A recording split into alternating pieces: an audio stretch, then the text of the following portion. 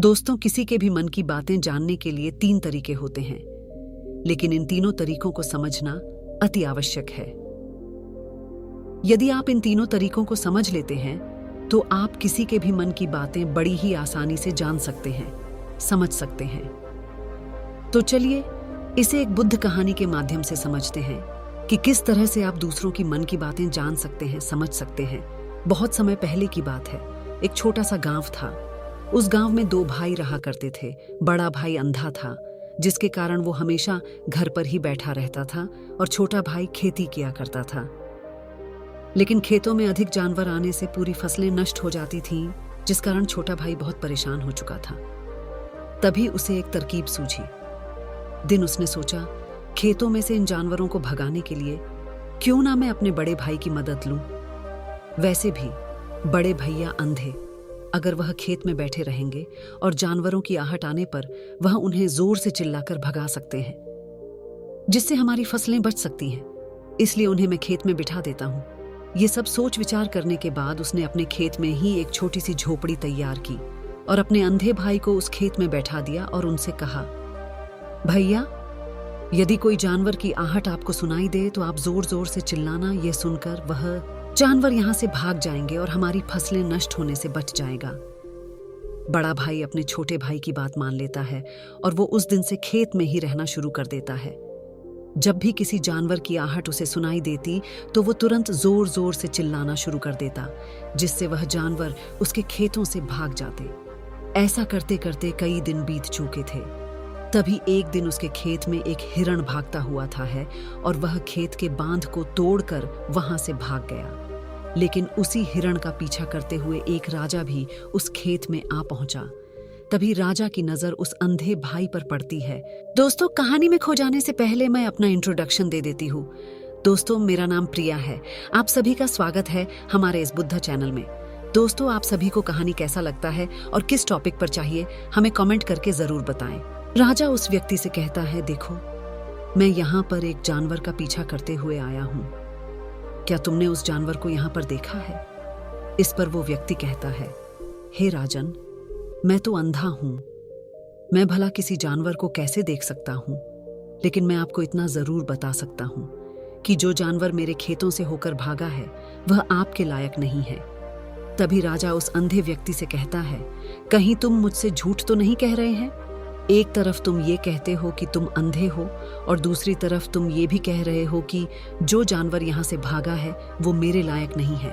इस पर वो अंधा व्यक्ति कहता है, हे राजन, जिसे आप एक हिरण समझ रहे हैं, असल में वह एक हिरण नहीं है, बल्कि एक हिरणी है, और वो भी गर्भवती है।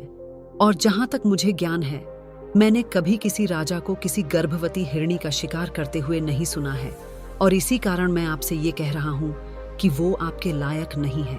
आप उसके पीछे अपना समय व्यर्थ न करें। यह सुनकर राजा और भी अचरज में पड़ गया। वो ये सोचने लगा कि आखिर ये अंधा आदमी यह कैसे जान सकता है कि वो हिरनी है और गर्भवती है।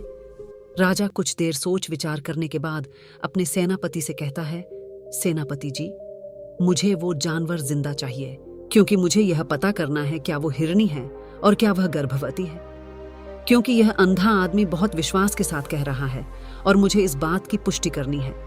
यदि वह हिरणी हुई और गर्भवती हुई तो वह हमारे शिकार के लायक नहीं है, क्योंकि हम तो एक हिरण का पीछा कर रहे थे। इसलिए जाओ और पता करो कि क्या वो हिरणी है।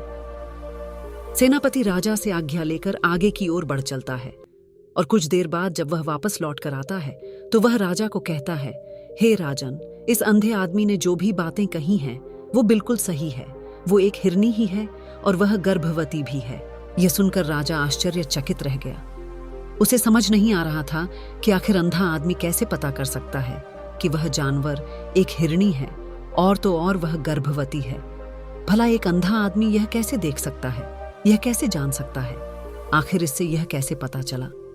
ऐसे कई सारे प्रश्न अब राजा के मन में उमड़ने लगे। अब राजा ने यह ठान लिया था कि मुझे इस बात की तह तक पहुंचना ही है कि आखिर ये अंधा आदमी कैसे जानता है कि वह जानवर एक हिरनी है। ये सोचकर राजा उस अंधे आदमी के पास जाता है और उस अंधे आदमी से कहता है, देखो, मैं ये तो नहीं जानता कि तुम सचमुच अंधे हो या नहीं, लेकिन मैं तुमसे एक बात जानने आया हूँ। क्या तुम मेरे प्रश्न का सही सही जवाब दोगे? इस पर अंधा व्यक्ति कहता है, हे राजन, आप जो कुछ पूछना चाहते हैं मुझसे पूछ सकते हैं, मैं आपको बिल्कुल सच सच जवाब दूंगा। इस पर राजा कहता है, देखो, एक तो तुम कहते हो कि तुम अंधे हो और दूसरी तरफ तुमने ये बता दिया कि जिस जानवर का पीछा मैं कर रहा हूं वह एक हिरनी है, और तो और वह गर्भवती भी है। आखिर तुम्हें यह कैसे पता चला?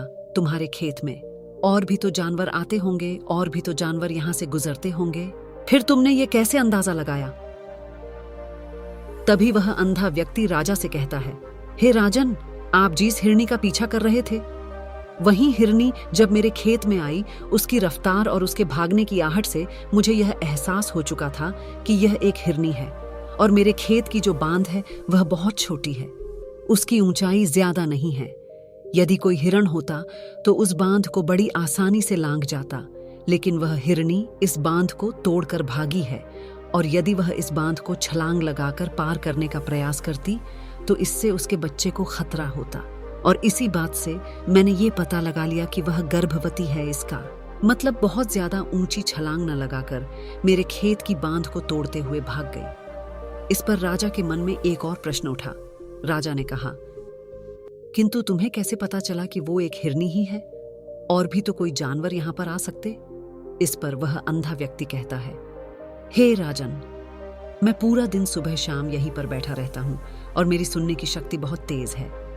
मैं ये मान जाता हूं कि कौन सा जानवर मेरे खेत में आया है, और उसी के आधार पर मैं जोर जोर से चिल्लाता हूं ताकि वो मेरे खेत से भाग जाए और मेरे खेत की फसलों को नष्ट ना कर पाए। राजा उस अंधे आदमी का यह जवाब सुनकर पूरी तरह से संतुष्ट हो चुका था। वह मन ही मन ये सोच रहा था कि आदमी भले ही अंधा हो, लेकिन यह तो बड़ा ज्ञानी मालूम पड़ता है। इस आदमी से कुछ ना कुछ तो काम निकलवाना ही चाहिए। ये विचार लिए हुए राजा वहां से वापस अपने महल की ओर लौट जाता है। राजमहल पहुंचते ही राजा उस अंधे व्यक्ति से कहता है, आप तो बड़े ज्ञानी व्यक्ति हैं, आपको किसी भी बात का पता बड़ी आसानी से चल जाता है। आज मैंने आपको यहाँ पर इसलिए बुलाया है क्योंकि मैं आपसे ये जानना चाहता हूं कि मेरी पत्नी पतिव्रता है या नहीं। इस पर वो अंधा व्यक्ति कहता है, हे राजन, ये कैसा प्रश्न हुआ? इस पर राजा कहता है, मैंने आपसे बिल्कुल उचित प्रश्न किया है, मुझे इस प्रश्न का उत्तर दीजिए। इस पर वो अंधा व्यक्ति कहता है, हे राजन, ये सारी बातें जाने दीजिए। आपकी शादी को इतने साल बीत चुके हैं और अब आप ये बात क्यों जानना चाहते हैं? आपके मन में ऐसे प्रश्न क्यों उठ रहे हैं? इस पर राजा जिद करते हुए कहता है, देखिए, आपको मुझे इस प्रश्न का उत्तर तो देना ही होगा। यदि आप मुझे इस प्रश्न का उत्तर नहीं देंगे तो मैं आपको मृत्युदंड दे दूंगा। राजा के मुख से यह बात सुनकर वह अंधा व्यक्ति कहता है, हे राजन, यदि आप इस प्रश्न का उत्तर चाहते हैं तो उसके लिए आपको मेरा एक काम करना होगा। राजा कहता है, बोलो, मुझे क्या काम करना होगा? इस पर व्यक्ति कहता है, इसके लिए आपकी पत्नी को मेरे साथ कमरे में अकेले छोड़ना होगा। उस अंधे व्यक्ति की यह बात सुनकर राजा पहले तो क्रोधित हो जाता है, लेकिन फिर कुछ सोच विचार करने के बाद वह उस व्यक्ति की बात मान लेता है और अपने सेनापति को आदेश देता है, सेनापति जी, इस व्यक्ति को और मेरी पत्नी को एक कमरे में कुछ देर के लिए अकेला छोड़ दें। सेनापति बिल्कुल वैसा ही करता है। अब राजा की पत्नी और अंधा आदमी एक कमरे में बंद हो चुके होते हैं। तभी वो अंधा आदमी राजा की पत्नी से कहता है, मुझे आपको छूना है। इस बात पर रानी अत्यधिक क्रोधित हो जाती है और उस अंधे आदमी को वो पकड़ पकड़ कर पीटने लगती है, कभी हाथों से, तो कभी लातों से, तो कभी पटक पटक कर। इस तरह से उन्होंने उस अंधे आदमी की खूब पिटाई की। उसके बाद किसी तरह से वह अंधा आदमी अपनी जान बचाकर वहां से भाग निकलता है और वह राजा के पास पहुंचता है और वह राजा से कहता है, हे राजन, आपकी पत्नी पतिव्रता नहीं है।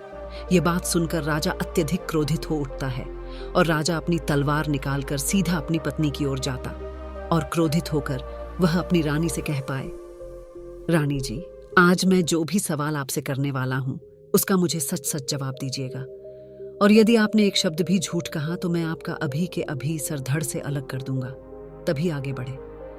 राजा कहता है, मुझे बताइए, क्या आप पतिव्रता हैं या नहीं? इस पर रानी कहती है, हे राजन, आप भले ही मुझे जान से मरवा दीजिए, लेकिन मैं पतिव्रता नहीं हूं। राजा यह बात सुनकर बहुत खुश हुआ, क्योंकि उस अंधे आदमी ने जो भी कहा था वह बिल्कुल सच था। यह बात सुनकर तुरंत ही राजा उस आदमी के पास पहुंचता है और आकर उस आधे आदमी से कहता है, तुम्हें कैसे पता चला कि मेरी पत्नी पतिव्रता नहीं है? इस पर वह अंधा आदमी कहता है, हे राजन, बड़ी सीधी सी बात है। मैंने तो आपकी पत्नी से बस इतना ही कहा था कि मुझे आपको छूना है, और इस बात पर वह इतना क्रोधित हो उठी कि उन्होंने गुस्से में आकर मुझे लात घूंसों से पीटना शुरू कर दिया। और भला कोई औरत किसी और मर्द को कैसे छू सकती है? लेकिन उन्होंने ना आप देखा ना ताऊ, बस लात घूंसे मुझ पर बरसाने शुरू कर दिए। वह भी तो एक छूना ही हुआ, और एक पतिव्रता नारी कभी भी पराये मर्द को नहीं छूती। जब मैंने उसे छूने के लिए कहा था तो वह उस वक्त मुझे मना कर सकती थी, लेकिन उन्होंने तो मुझे पीटना शुरू कर दिया, और देखते ही देखते उन्होंने मेरे पूरे शरीर को छू लिया। अब आप ही बताइए, ऐसी स्त्री भला पतिव्रता कैसे हो सकती है? इस पर राजा कहता है, तुम तो बड़े ज्ञानी मालूम पड़ते हो। अच्छा ठीक है, चलो तुम मेरे एक प्रश्न का और जवाब दो। यदि तुमने मुझे इस प्रश्न का सही सही जवाब दे दिया तो मैं तुम्हें यहां से जाने दूंगा। आगे राजा उस अंधे आदमी से कहता है कि तुम मुझे यह बताओ, क्या मैं सच में अपने पिताजी का ही बेटा हूं या फिर किसी और का? इस पर वह अंधा भी कहता है, हे राजन, इस बात से आपका क्या लेना देना? आप किसी की भी औलाद हों, आखिर आप हैं तो इस राज्य के राजा, इसलिए इस प्रश्न को जाने दीजिए। लेकिन राजा कहता है, नहीं नहीं, मुझे इस प्रश्न का सही सही जवाब चाहिए, अन्यथा यह प्रश्न मुझे हमेशा परेशान करता रहेगा। इसलिए मैं इसका सही सही जवाब जानना चाहता। यदि तुम इसका सही सही जवाब दे देते हो तो तुम यहां से जा सकते हो, मैं तुम्हें नहीं रोकूंगा। इस पर वह अंधा आदमी कहता है, हे राजन, इसके लिए तो मुझे आपके माँ के पास भी जाने की कोई आवश्यकता नहीं है।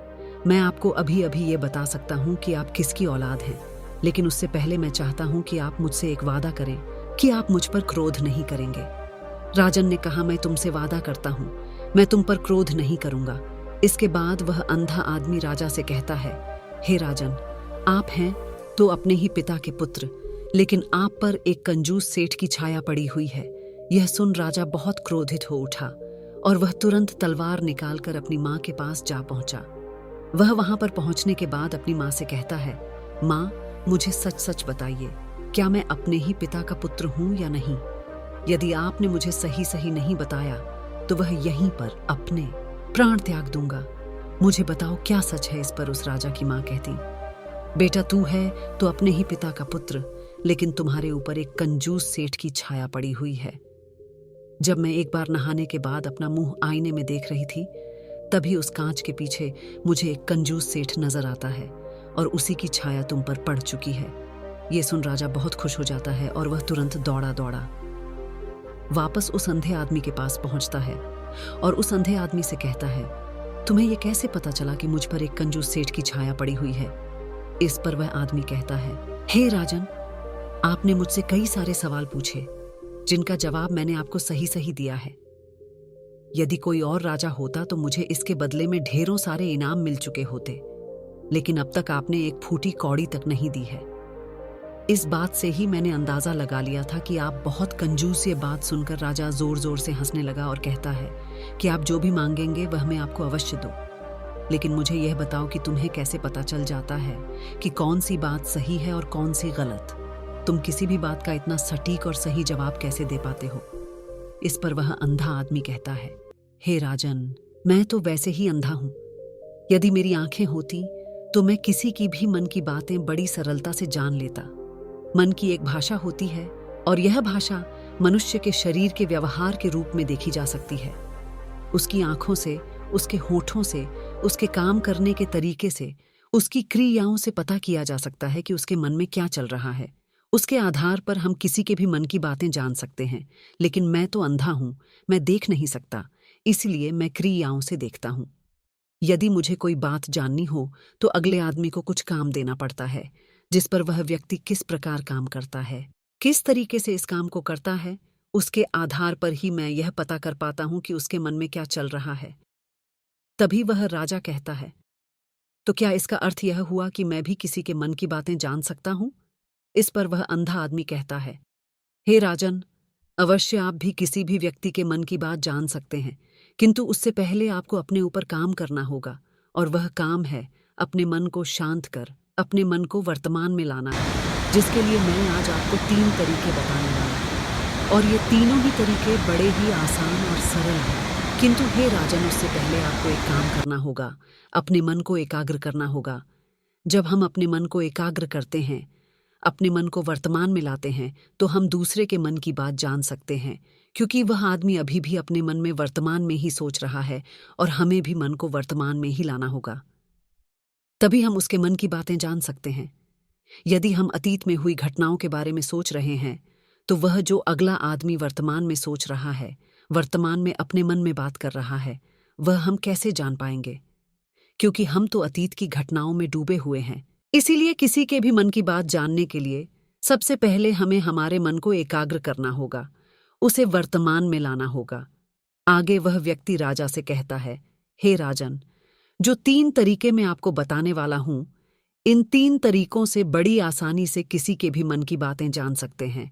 उसके बाद वह अंधा आदमी राजा से कहता है, हे राजन, जो सबसे पहला तरीका है वह है आंखों पर ध्यान देना। किसी व्यक्ति से बात करते वक्त उसकी आंखों में देखना, उसकी आंखों पर ध्यान देना, जो सबसे ज्यादा जरूरी है, क्योंकि आंखें बोलती नहीं पर बहुत कुछ कह जाती है। यदि हम किसी व्यक्ति की आंखों के इशारों को समझना सीख जाए, हम यह जान पाएंगे कि व्यक्ति के दिमाग में क्या चल रहा है, वो क्या सोच रहा और अभी वह क्या करने वाला। मेरे पास आंखें नहीं, लेकिन मैंने अपने गुरु से यह विद्या सीखी है, क्योंकि बहुत सालों पहले मेरे पास आंखें थीं और मैं उस वक्त लोगों के मन की बातें केवल उनकी आंखों से ही जान लेता था। इसीलिए यदि आप भी दूसरों की मन की बातें जानना चाहते हैं, तो आपको भी उनकी आंखों पर गौर करना चाहिए, जैसे कि उनका आकार कैसा है, कहाँ और किधर देख रहे हैं। यदि उसकी आंखें यहाँ वहाँ घूम रही हैं, जब आप उससे बातें कर रहे हैं, तो वहाँ वह इधर उधर मोड़ रहा है, कभी ऊपर तो कभी नीचे या कभी आसपास, या फिर उसकी आंखें खुश नजर आ रही हैं या फिर आंखें निराश नजर आ रही हैं, जैसे कि चोर होता है उसकी आंखों में। जब हम देखते हैं तो हमें यह पता चलता है कि अगले आदमी ने कोई गलती की है। ठीक उसी प्रकार जब हम किसी चालाक व्यक्ति की आंखों में देखते हैं, तो आपको पता चलेगा कि उसकी आंखों में एक भाषा होती है, एक बहुत ही सीधा और आसान तरीका होता है। यदि आपको यह पता लगाना है कि सामने वाला व्यक्ति आपसे झूठ कह रहा है या फिर सही, तो आपको उसकी आंखों पर ध्यान देना अति आवश्यक है। यदि आपसे बात करते वक्त वह व्यक्ति अपनी आंखें यहाँ वहाँ घुमा रहा है, ऊपर नीचे इधर उधर दाएं बाएं हर जगह देख रहा है, तो इसका अर्थ यह हुआ कि वह उस बात से निकलने का कोई रास्ता ढूंढ रहा है और कोई झूठ बना रहा है। यदि सामने वाला व्यक्ति आपसे कुछ झूठ कहने का प्रयास कर रहा है, तो वह आपसे नजर नहीं मिलाएगा। वह यहाँ वहाँ देखेगा, ऊपर नीचे देखेगा, लेकिन वह आपकी आंखों में आंखें डालकर कभी नहीं देख पाएगा, क्योंकि उसे डर है कि यदि उसने आपकी आंखों में आंखें डालकर देखी तो उसका झूठ पकड़ा जाएगा और लोगों को सच्चाई का पता चल जाएगा। और इसी प्रकार कुछ और भी भाषाएं होती हैं। जब आप किसी की आंखों में आंखें डालकर यह देखना शुरू कर देंगे कि उसके हाव भाव क्या है, ठीक उसी प्रकार चेहरे के हाव भाव होते हैं, जिससे हम मन की बातें बड़ी आसानी से समझ सकते हैं, और इन्हें भी समझना बहुत जरूरी है। कभी कभी कोई व्यक्ति अपने चेहरे से जैसे आंख, होंठ और बहुत से कुछ अलग अलग व्यवहार करता है। यदि आप किसी व्यक्ति के चेहरे में गौर करेंगे तो आप आसानी से समझ पाएंगे कि वह व्यक्ति निराश है, जब व्यक्ति बहुत उदास है, या फिर वह बहुत खुश है, या फिर उसे कोई बहुत बड़ा दुख है। वह अपने अंदर क्या महसूस कर रहा है, ये सारी बातें हम उसके चेहरे के हाव भाव से पता कर सकते हैं। फिर चाहे इंसान जुबान से कुछ बोले या ना बोले, लेकिन आप उसके चेहरे से सब कुछ पता कर सकते हैं। आगे व्यक्ति राजा से तीसरा तरीका बताते हुए कहता है, हे राजन, इसी प्रकार तीसरी भाषा भी है और तीसरा तरीका भी है, और वह है हाथों के इशारे और शरीर का व्यवहार। मन की बात समझने के लिए हमें हाथ के इशारे और शरीर के व्यवहार को समझना बहुत आवश्यक है। कोई व्यक्ति जब बात करता है तो आपने देखा होगा कि वो अपने हाथों को हिलाता रहता है, अपने हाथों से इशारा करता रहता है। बातों के साथ साथ अपना शरीर का जो व्यवहार है, अर्थात बॉडी लैंग्वेज, उसका भी पूरा उपयोग करता है, जिससे हमें यह पता चल पाता है कि वह व्यक्ति हमारी बातों पर कितना ध्यान दे रहा है और उसके मन में क्या चल रहा है। शरीर के व्यवहार को देखने के लिए उसके हाथ मटकाने, शरीर मटकाने और चेहरे पर बार बार हाथ लाल, हाथों का एक दूसरे से मसलना, ऐसी बहुत सी क्रियाएं होती हैं, उस पर हमें ध्यान देना अति आवश्यक है। मन की बात को समझने के लिए हमें शरीर के व्यवहार को भी समझना पड़ता है। यदि हम इन 3 तरीकों को सही तरीके से ध्यान देकर इन 3 तरीकों को अच्छे से समझ लेते हैं, तो हम बहुत जल्दी किसी भी व्यक्ति के मन की बातें बड़ी सरलता और सहजता से जान सकते हैं। इसलिए यदि आपको किसी के मन की बातें जाननी है, तो आपको उसकी आंखों पर, उसके चेहरे पर, उसके शरीर के हाव-भाव को और उसके हाथों को ध्यानपूर्वक देखना और समझना होगा, जिससे आप यह समझ पाएंगे ये आखिरकार उसके मन में क्या चल रहा है और वह क्या सोच रहा है। लेकिन उनसे पहले आपको अपने मन को एकाग्र करना होगा, शांत करना होगा और अपने मन को वर्तमान में लाना होगा। तभी आप उस व्यक्ति की इन सभी क्रियाओं पर ध्यान दे पाएंगे, उन्हें समझ पाएंगे। अन्यथा आप यदि अतीत की घटनाओं में व्यस्त हैं, भविष्य की योजनाओं में व्यस्त हैं, तो आप उस व्यक्ति के हाव-भाव पर कभी ध्यान ही नहीं पाएंगे और ना ही आप कभी यह समझ पाएंगे कि आखिर उस व्यक्ति के मन में क्या चल रहा है, वह क्या सोच रहा है। आपने देखा होगा कि ऐसे कई बड़े संत महात्मा हैं जो बड़ी ही शांति से आपको देखते हैं और आपको देखकर ही यह बता देते हैं कि आपके मन में क्या चल रहा है, आप उनसे क्या जानने आए हैं। और इसका सबसे बड़ा प्रमुख कारण यही है कि वह आपको पढ़ सकते हैं, आपको समझ सकते हैं, आपकी मन की बातें जान सकते हैं, क्योंकि उनका मन एकाग्र है, शांत है और यही कारण है कि वह आपके मन की बातें बड़ी सरलता से समझ जाते हैं। यदि आपने अब तक पूरी कहानी को सुना है, तो मैं आपसे एक छोटा सा अनुरोध करना चाहता हूँ। कहानी को लास्ट तक सुनने के लिए आपका धन्यवाद। इस कहानी के बारे में अपनी राय कमेंट करके हमें ज़रूर बताइए और ऐसी ही ज्ञानवर्धक सच्ची कहानियों के लिए हमारे चैनल को सब्सक्राइब कर लीजिए। धन्यवाद।